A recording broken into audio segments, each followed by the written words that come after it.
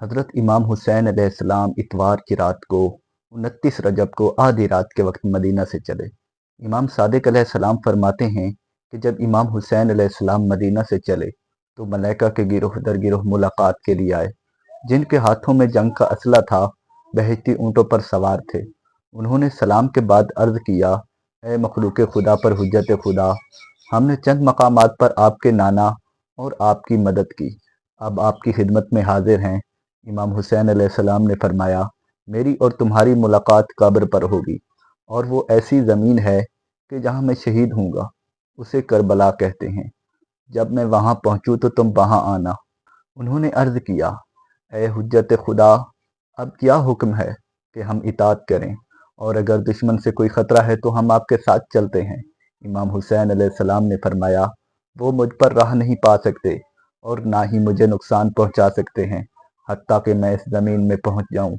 پس مومن جنوں کے گروہ امام حسین علیہ السلام کے پاس آئے اور عرض کیا، اے سردار، ہم آپ کے شیعہ اور مددگار ہیں، آپ حکم فرمائیں تاکہ ہم عمل کریں۔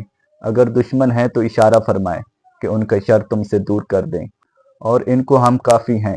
امام حسین علیہ السلام نے فرمایا، آپ کو خدا جزائے خیر دے، کیا جو کتاب میری جد پر نازل ہوئی ہے اسے نہیں پڑھا؟ اگر میں اپنی جگہ پر رہوں تو اس بدطینت مخلوق کا امتحان کیسے ہوگا، اور کربلا کی قبر میں کون سوئے گا؟ حالانکہ وہ قبر دہو الارض کے دن خدا نے میرے لیے بنائی ہے اور شیعوں کی پناہ گاہ بنائی گئی ہے۔ میں روز عاشور کے آخری لحظات میں قتل ہو جاؤں گا، میرے بعد میرے اہل اور قریبیوں میں سے کوئی بھی باقی نہیں بچے گا، اور میرے سر کو یزید کے لیے لے جائیں گے۔ جنوں نے کہا، اے حبیب خدا، ہمیں ذات خدا کی قسم، اگر آپ کا حکم واجب الاطاعت نہ ہوتا اور رب کے فرمان کی مخالفت جائز ہوتی تو آپ کے تمام دشمنوں کو قتل کر دیتے۔ امام حسین علیہ السلام نے فرمایا، خدا کی قسم، میں تم سے زیادہ دشمنوں پر قادر ہوں، لیکن ہم اپنی قدرت اور توانائی کو استعمال نہیں کریں گے، تاکہ جو شخص برباد ہو تو دلیل سے ہو، اور جو شخص زندہ ہو تو دلیل سے ہو۔